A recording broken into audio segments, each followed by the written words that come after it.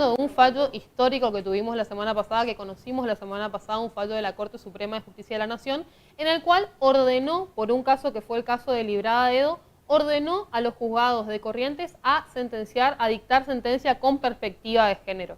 Pero para hablar de este caso que emblemático para nuestra provincia, no se los voy a contar yo, vamos a hablar con el doctor Juan Manuel Cubita Podestá, que está con nosotros, que fue el abogado del caso. ¿Cómo estás, Juan? ¿Todo bien? Antes de llegar, digamos, a la importancia de lo que fue el fallo de la Corte Suprema, recordemos un poco primero cómo fue el caso. ¿Cómo no? El 2 de diciembre del año 2013, Ramón Arauz encerró a Librada en el garaje de su casa, la ató con una manguera a las 5 de la mañana, la roció con alcohol y la prendió fuego.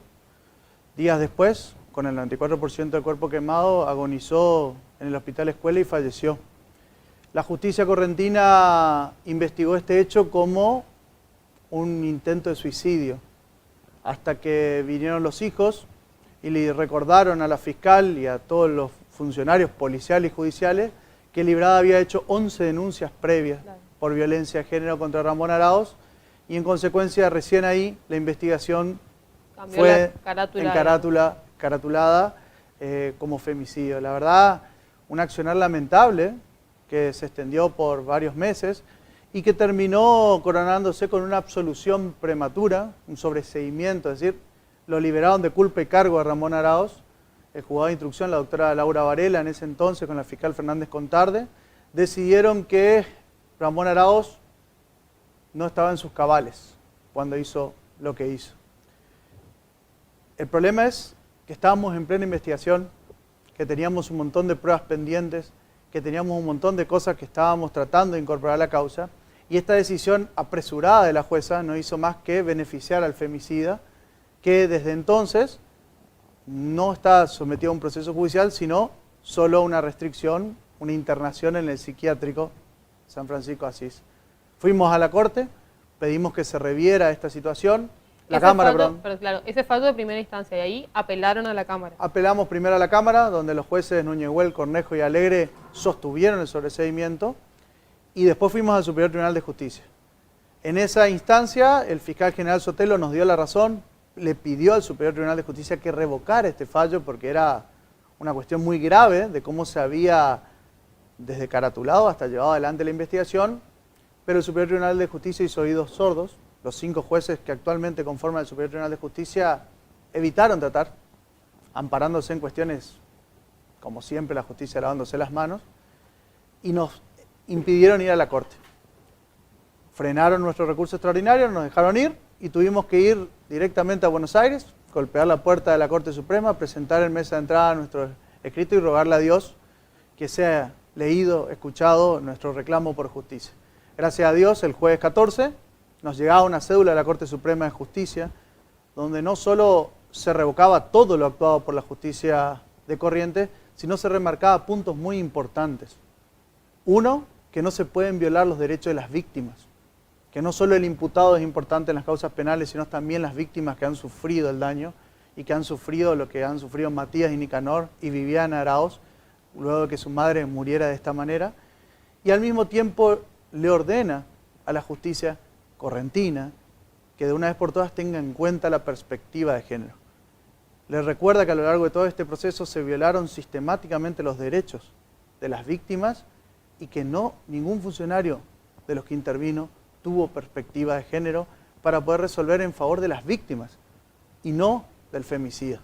Algo histórico por lo que implica en esta época y también porque este es el segundo caso que en Corrientes se caratuló como femicidio. Después de Liberón, este fue el segundo. Y después de 8 años, todavía seguimos pidiendo justicia por Librada y tratando de lograr que Ramón Arauz vaya a juicio. Claro. Y ahora con este fallo de la Corte, ¿cómo queda la situación de Ramón Arauz? Y la internación, el sobreseimiento ha caído, la Corte Suprema lo ha revocado, así que ahora comienza y continúa la investigación como hace 8 años atrás nos cortaron, pero lo difícil que se hace, ¿no? Después de 8 años que los testigos recuerden los datos, claro. El grave daño que le ha hecho la investigación la justicia correntina nos pone en una situación de debilidad que creo que la Corte lo ha entendido así también y lo ha remarcado en su fallo.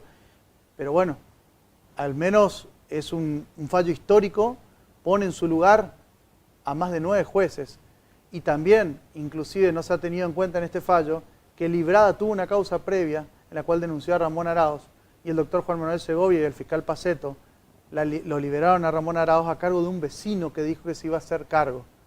Si la justicia correntina hubiese actuado como debe y con perspectiva de género, hoy Librada estaría viva.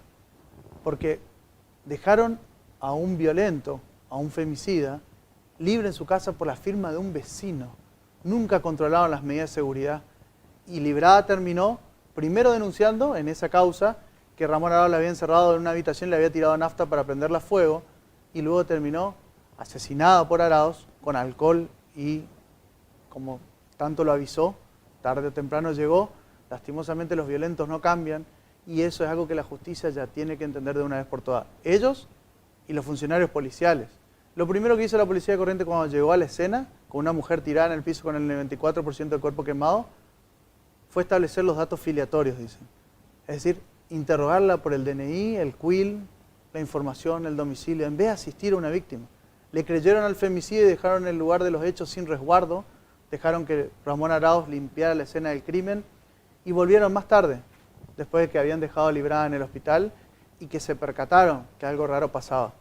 Es difícil entender cómo un funcionario policial entra a una casa, una persona prendida a fuego tirada en el piso y solo otra persona en la casa y no presume siquiera la posibilidad o sospecha siquiera la posibilidad de que haya ocurrido algún hecho de violencia, ¿no? Porque además, bueno, el caso, como decís, fue hace 8 años. Quizás hoy la mentalidad es otra y quizás hoy empezamos a tener más perspectiva de género todos y ojalá también, ¿no?, todos los operadores judiciales, pero lo que nos contabas, este fallo quizás ya hoy, en el caso en particular de Librada, cueste mucho que la situación de Ramón Araoz cambie. Seguramente van a hacer todo lo legalmente posible para lograrlo, pero sí es un antecedente importantísimo para los casos que vengan a posteriori. Sin duda, porque evidencia algo que también es muy importante, que es el accionar corporativo de la justicia. Que la justicia, en vez de corregir los errores, los jueces superiores no cobran sueldos más altos para estar más altos. Cobran sueldos más altos porque son los encargados de corregir los errores de los inferiores. Y acá lo que dijo la Corte es que todos los estrados judiciales de Corrientes, desde el juzgado de instrucción hasta el mismísimo Superior Tribunal de Justicia, actuaron tapando y protegiendo a un femicida.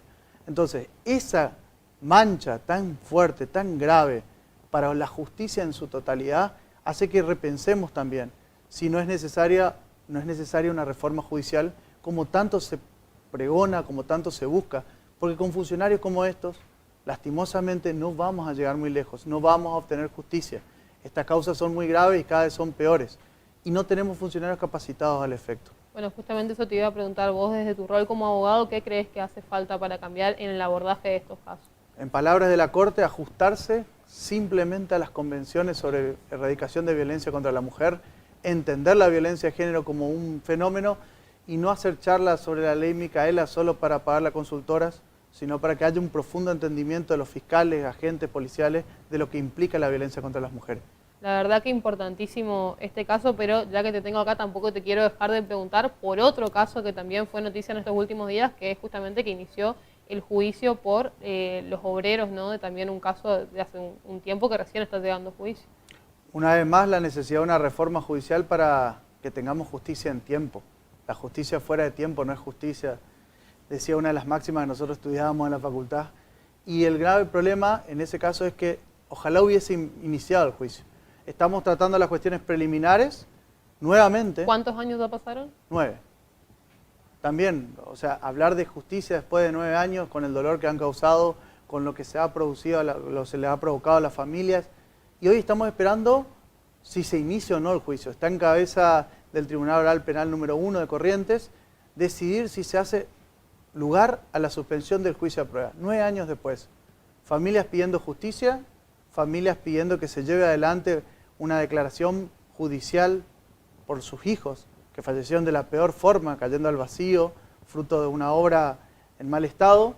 Y en consecuencia, acá estamos, 9 años después, tratando de ver si el Tribunal Oral, esta vez, sí inicia el juicio.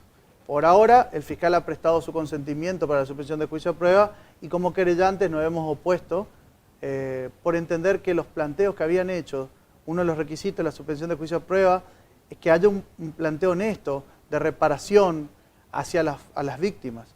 Y creemos que el planteo que ha hecho el señor Bruquetas y el señor Valenzuela están muy lejos de ello y además importan casi un insulto hacia los familiares. 500.000 pesos para todos los damnificados, las 8 familias y todas las personas. Ni el valor de un vehículo automotor hoy. Eso ofreció la persona avisando que solo cobra 65.000 pesos por mes. Es decir, quiere remendar el daño con 10 cuotas de su sueldo.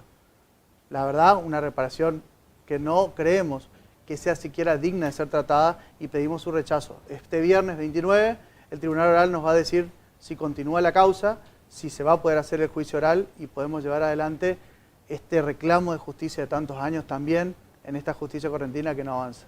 Bueno, estaremos pendientes entonces seguramente de lo que pasa y desde ya te agradecemos por el tiempo y seguramente te invitaremos en otra oportunidad por este y por otros casos. Por favor, muchas gracias a usted por interesarse en estos temas que son muy importantes para nosotros. Muchas gracias, el doctor Cubita Puestá. Y si alguien se quiere contactar para algún asesoramiento. Están en internet en las páginas, buscan Cubilla Puestá en cualquier red social a disposición en lo que necesiten. Muchas gracias por el tiempo.